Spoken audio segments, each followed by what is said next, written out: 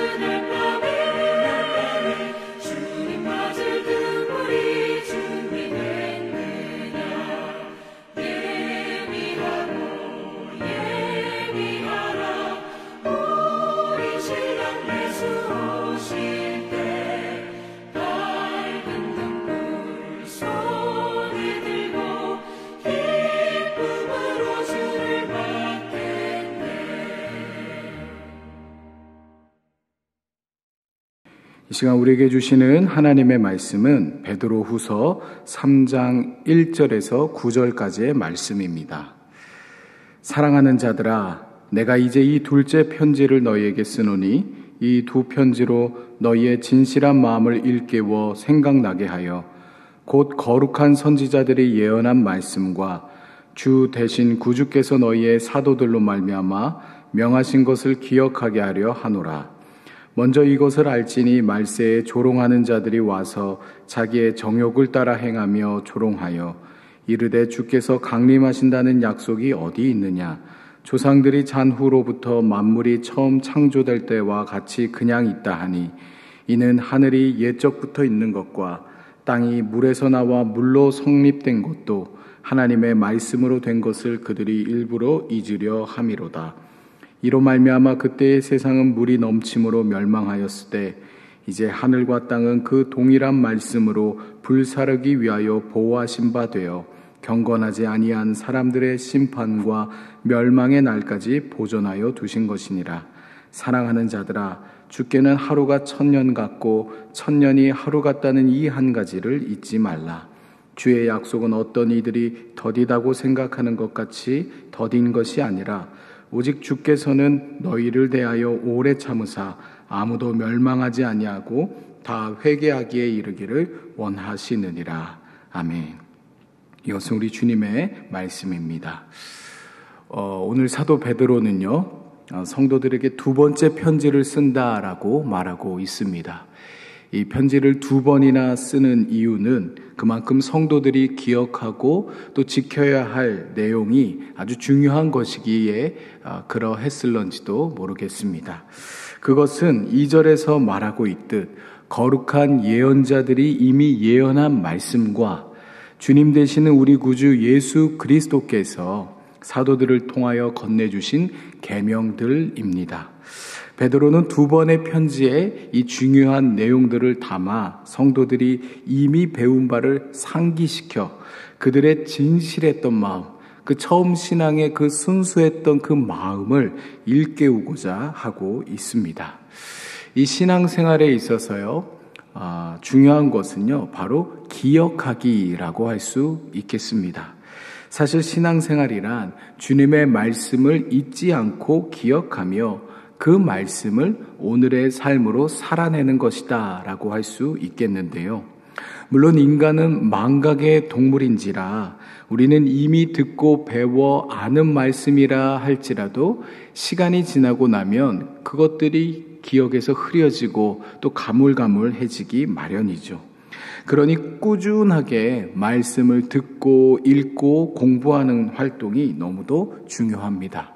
마치 그 자동차가 연료를 채워놓지 아니하면 언젠가는 가다가 서게 되는 것처럼 우리 신앙생활의 동력이라 할 수 있는 이 말씀이라는 연료를 때마다 채워놓지 않는다면 우리 신앙생활의 동력을 잃어버리게 될 것입니다. 그렇다면 오늘 이 베드로가 성도들의 기억을 되살리고자 가르치려고 했던 말씀, 그 내용은 무엇입니까? 바로 예수님의 재림의 약속입니다. 오늘 본문 3절과 4절을 보시면요. 먼저 이것을 알지니 말세에 조롱하는 자들이 와서 자기의 정욕을 따라 행하며 조롱하여 이르되 주께서 강림하신다는 약속이 어디 있느냐? 조상들이 잔후로부터 만물이 처음 창조될 때와 같이 그냥 있다 하니. 베드로는 무엇보다 먼저 알아야 할 내용이 있는데 그것은 바로 그리스도께서 강림하신다라는 약속, 곧 재림 신앙입니다. 주님께서는 분명 당신의 제자들에게 다시 오시겠다라고 약속하셨고 사도들 또한 그 주님의 약속이 이루어지기를 온 교회와 함께 기다렸습니다. 그런데 한 해, 두 해 시간이 흘러가도 도통 그 재림의 약속이 지켜지지 않자, 이루어지는 것 같지 않게 느껴지자 점차 그 주님의 약속의 말씀을 의심하는 사람들이 생겨났습니다. 그러면서 그들은 점차 그 주님의 재림을 부정하게 되었고 도리어 재림을 아직까지도 굳게 믿고 있던 이들을 조롱하기까지 하였던 것이죠. 물론 이 주님의 재림이 지연되었기 때문에 자연스레 그들 안에 의심과 불신이 자리하였는지도 모르겠습니다. 허나 그들이 주님의 재림을 믿지 않은 것은요, 사실 자신들의 욕망대로 살고 싶었기 때문이었어요. 한번 생각해 보십시오. 주님의 재림을 믿는다라는 것은 주님께서 다시 오실 때 심판하시겠다라는 그 심판 또한 믿는 것이기에 오늘 현재의 삶을 충실하고 경건하게 살아내야만 합니다. 주님이 다시 오셔서 지금 나의 삶을 결산하실 것을 굳게 믿기 때문에 현재의 고난과 어려움 중에도 버티고 견딜 수 있는 힘이 되어주는 것이 바로 이 재림의 약속이었죠. 그러나 재림이 없다라고 생각해 버린다면 자연스레 주님의 심판 또한 없어져 버리는 것이기에 그저 오늘 내가 즐겁고 기쁜 그런 삶을 살기만 하면 되는 것이에요. 그저 내 욕망에 따라 살면 되는 것입니다. 주를 위한 박해나 어려움, 고난 그런 거 받을 이유도 전혀 없는 것입니다. 그러니 이처럼 거짓된 신앙에 미혹된 이들은요, 도리어 재림의 약속을 굳게 믿고 있던 이들에게 뭐 심판 그런 거 없어. 만물은 영원히 이 상태로 지속될 것이야. 그러니 그 바보 같은 기다림 그만하라. 그런 식으로 성도들을 조롱하였던 것이죠. 그러나 베드로는 이에 대해 반론을 다음과 같이 제기하고 있습니다. 오늘 본문 5절에서 7절인데요. 이는 하늘이 옛적부터 있는 것과 땅이 물에서 나와 물로 성립된 것도 하나님의 말씀으로 된 것을 그들이 일부러 잊으려 함이로다.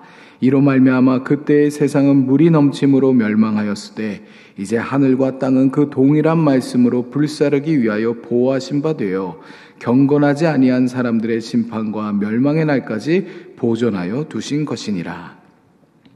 이 베드로가 볼 때요, 주님의 재림 그런 거 없다라고 가르쳤던 그 거짓 교사들은 말씀을 몰라도 너무 모르는 이들이었습니다.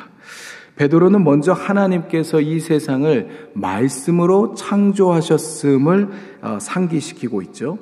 거짓 교사들이요, 아무리 그 재림의 말씀을 부정한다 하더라도 말씀으로 창조된 이 세상을 부정할 순 없을 것입니다.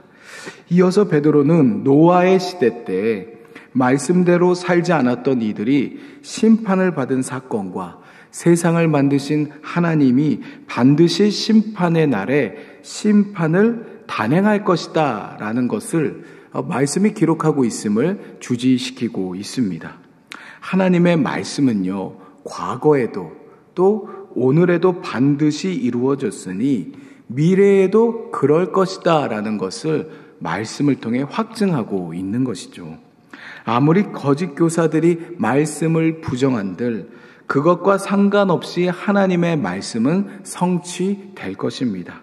우리가 하나님을 믿는다는 것은요, 하나님의 존재와 더불어 그분이 하신 말씀들, 그분의 약속의 말씀들 또한 믿는다라는 것을 의미하죠.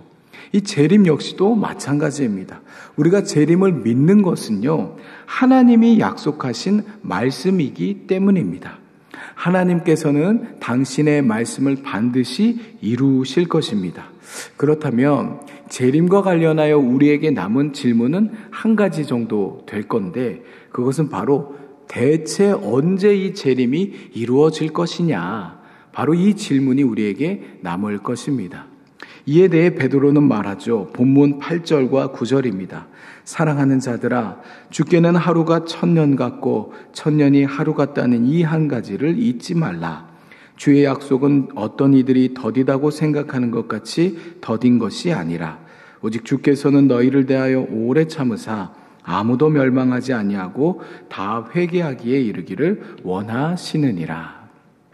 베드로는요, 하나님의 시간과 인간의 시간은 다르다라는 것을 잊지 말라, 그렇게 강조하고 있어요. 인간은 시간 안에서 살아가지만 하나님은 그 시간을 창조하신 분이십니다. 어떤 사람들은 주님께서 약속을 더디 지키신다 그렇게 생각하지만 그렇지 않죠. 하나님은 인간들처럼 시간에 쫓겨 허둥지둥 되시거나 또한 시간을 지키지 못하는 분이 아니세요. 하나님의 시간표는 언제나 정확합니다. 그러하기에 하나님의 시간표에 맞춰서 재림의 약속 또한 이루어진다라는 것이죠. 그러니 우리는요, 재림이 언제 이루어질런지 그것에 대해서 우리 인간들은 알 수가 없습니다. 예수님께서도 복음서에서 말씀하셨잖아요. 그 재림의 시간에 대해서는 아들도 모르고 천사도 모르고 오직 아버지만 아시느니라. 예수님도 모르는 일을 우리가 어찌 알 수 있겠습니까? 다만 그 재림의 시기를 우리가 미리 알지 못하기 때문에 재림에 대한 준비는 미리미리, 아니 지금 당장 바로 지금부터 시작해야 할 것이에요.